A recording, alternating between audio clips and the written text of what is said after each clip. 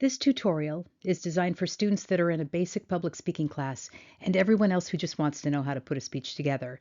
And while there are many different kinds of speeches, not all of them requiring the same structure. For example, a speech to entertain, an after dinner speech can be very different from other speeches. A special occasion speech is going to follow a different structure, and so is a TED Talk. But for the most part, the template that you're going to see in this recording is fairly universal, can be used for most kinds of speeches, and certainly can be modified a little bit to accommodate any requirements that your instructor has or the occasion demands. So with that, I'm going to give you what I call a 5-step structure. There are 5 steps to it. Makes it easy to remember because you can count it on one hand. Here we go. The first step is what's called the introduction. That's really the attention getter in the speech, otherwise known as a hook. Then you have a thesis statement, and the thesis statement is really today I'm going to talk about, and then plug in whatever topic that is. So today I'm going to talk about how to make great chocolate chip cookies. Today I'm going to talk about, the history of Tupperware. Both of those would have the same kind of thesis statement. So it's simply a highlighter, and I'll talk about that in a couple of minutes.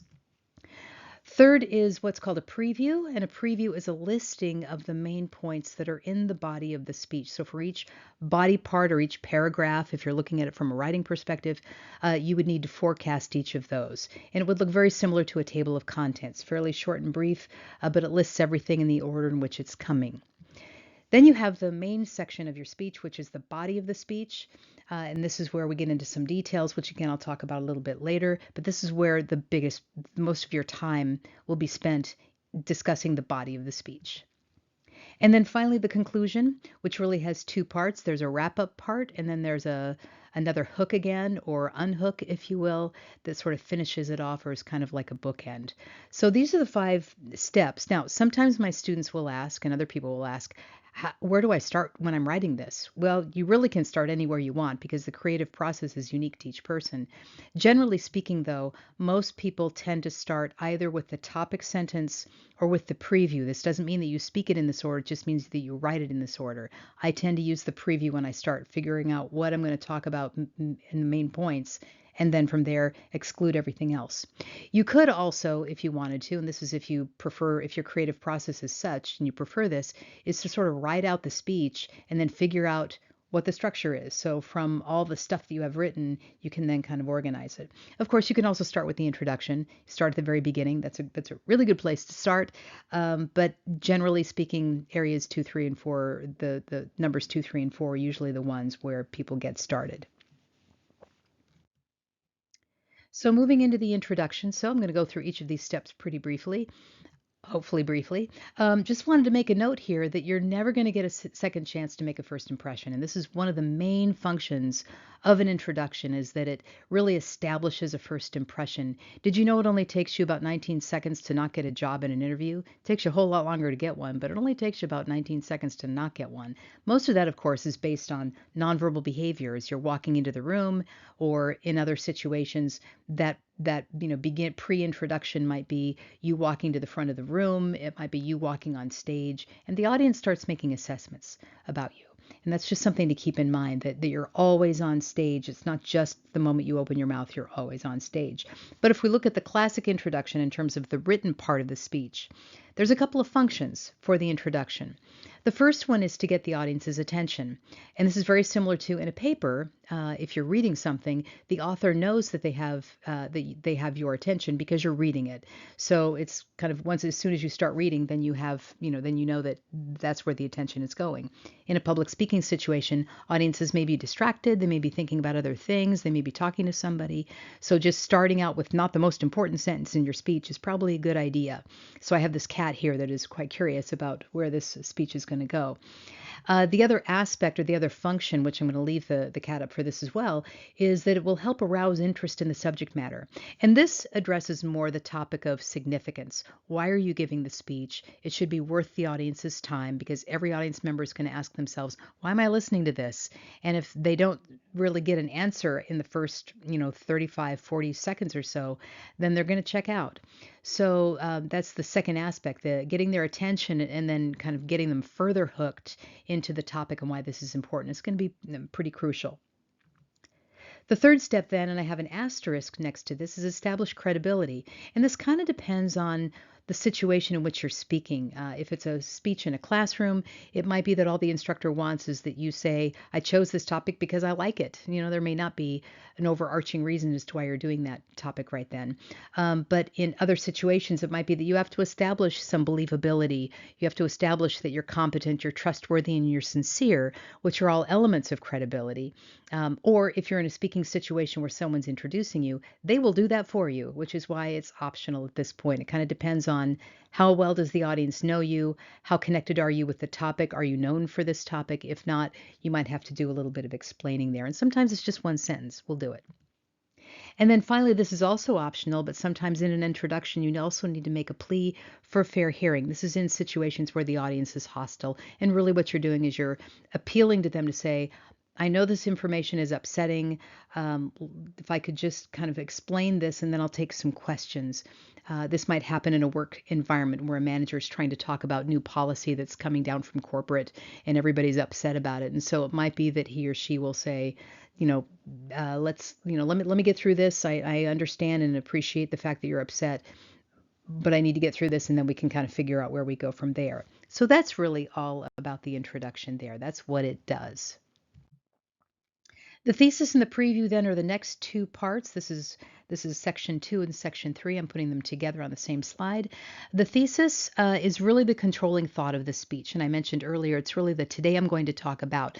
Not that you need to use the terms today I'm going to talk about, but that's like a default setting for public speaking, that if you can't figure out how to write it that way, and then you can go back and you can spruce it up a little bit. So the thesis is really the controlling thought. It's again the today I'm going to talk about, and then plug in whatever the topic is. An easy way to remember what a thesis statement is if you take the word thesis and divide it up like this. A thesis is the speech in a sentence. There you go. Thesis, the speech in a sentence. That isn't why it's called a thesis, but you can certainly make it the reason, the meaning of what a thesis actually is. So there's really three functions for a thesis statement. The first one is that it serves as a highlighter.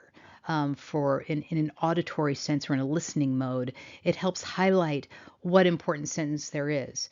Obviously, a textbook can do this with bold print and italicized font. And also, if you have a used textbook, you've got somebody's highlighting to let you know that that might be a testable or an important moment in a public speaking situation. Since we don't have those visual cues, the thesis statement will do this, which is why today I'm going to talk about is actually a fair sentence to use because it does really stand out. The second function for a thesis statement is to make sure that everybody's hearing the same thing, which is really a challenge because we all hear things differently based on who we are, where we grew up, what we had for breakfast, what mood we're in, whether or not we feel, physiologically well. So we all hear information differently, both physiologically and psychologically. And so what the thesis statement will do is make sure that everybody's sort of hearing the same thing. So if I say, for example, today I'm going to talk about the 4 layers of the earth. We all know that I'm talking about the earth. We all know that I'm talking about layers, and then there must be 4. So there's really very little ambiguity in that sentence. If I were to say, for example, I want to talk about the earth today, and then it could be about a whole bunch of things. So the audience might hear or expect to hear something, very different, each of them. And then finally, a thesis statement will also keep things unified. Everything kind of fits together. And again, that's because that sentence is so clear and so focused. So, a thesis statement like, today I'm going to talk about my 3 favorite restaurants in Sacramento, for example. Now we know that it's only Sacramento and it's only restaurants. Instead of saying, today I want to talk about, some cool things in Sacramento. It's like, well, that can be about anything. There's a lot of cool things in Sacramento. So that's the other function of the thesis statement, is to be very specific so that everybody knows exactly where you're going, what you're going to say at that point in time. Then we come to the other part, which is the preview. And the preview, again, is the listing of the main ideas. And this is usually where you get a numbering system, like first, second, third. You can also say first, next, and finally. You don't always have to say first, second, third. And you probably don't want to say 1, 2, 3, and 4, because that sounds a little too outliney-ish, So just first, second, third rolls off the tongue easier. And nobody gets frustrated because you're clear. Let me say that again. Nobody gets frustrated because you're clear in a speech. People will get frustrated when they don't know where you're going, but they won't get frustrated because you're being overly clear. So first, second, and third, not a problem. Keeps you on track as well. And the function for the preview, there's only one as opposed to several in a thesis statement, is that it provides a sense of direction. We now know where the speaker's going. We know where they're not going. We know if they're going to talk about 3 great restaurants in Sacramento, that they're not going to include surrounding areas. They're not going to include Stockton. They're not going to include Davis. They're not going to include any, in Tahoe. It's nowhere else in California. So it really is a way to kind of narrow down and keep the speaker on track, because now they know that they've got their list and they can default back to that on a note card if they wish. So those are the structural elements that are really key, and they come in usually within the first, minute to minute and a half in a speech, depending on the length of time for your speech. Obviously, if you're running a 5-minute speech, it might come just a little bit sooner, but I'm looking at like an 8 to 10 minute speech. It's probably going to come between the minute and a minute and a half, both of these sections. The next step then is the body of the speech. And the body includes a whole bunch of different things. It's really sort of the meat and potatoes of your speech. And for the vegans out there, it's your pea protein. We can ignore the meat and potatoes. This is where you have your stories that you might tell. This is where you might have some statistics and numbers. This might be also where you have testimony from other people. This might also be where you have studies. And in addition to that, this is where most of your websites are going to be cited. You can certainly cite one in the introduction when you talk about the significance of a topic. This is where your transitions are going to come into play as you bridge from one main point to another. This is where you might have some demonstrations. It might be you have visual aids, etc., etc., etc. This is the big bulky part. And then finally, we're left with the conclusion. And the conclusion really has 2 functions. The first function actually has more than 2. One function is to let the audience know that you're finishing. That's a key aspect. Very similar to when you're on the phone, you don't just hang up when you're done with a sentence. You say, well, I guess I better get off the phone. I have to, study for my psychology exam for tomorrow. And your friend realizes, okay, we better get off the phone. And so that's going to be something that is going to be ending soon. Then the second aspect is to reassert the structure. And again, this is where after you've told people what you're going to tell them in the preview and you tell them in the body of the speech, now you're going to tell them what you told them. And that's for both the thesis and the preview. So I would say here at this point again, so today I've talked about how to make great chocolate chip cookies. By the way, I make really good chocolate chip cookies. So I've talked about how to make chocolate chip cookies, and those 3 steps were first this, second this, and finally this. And again, that's going to sound really repetitive, as it might have in this tutorial because I've only been talking for a couple of minutes. But in a longer speech, it will actually help the audience kind of realize where they are at any point in time and that they're done. And that's nice. And this is where we went on that road. And then the last part really is, which is sort of an optional thing, is sort of a what's next option. Where do we go from here? Is there some information I can give my audience? Do I want them to give them some websites if they're curious about more information? Where do they go? What's the next step that I can do with them with the information that I gave them? So that's the final part of the conclusion, and really realize that there are other things that can go into a conclusion, and every instructor is going to probably have a particular way in which they want you to write this, but generally speaking, this is going to work for most speeches. It will also work for most papers.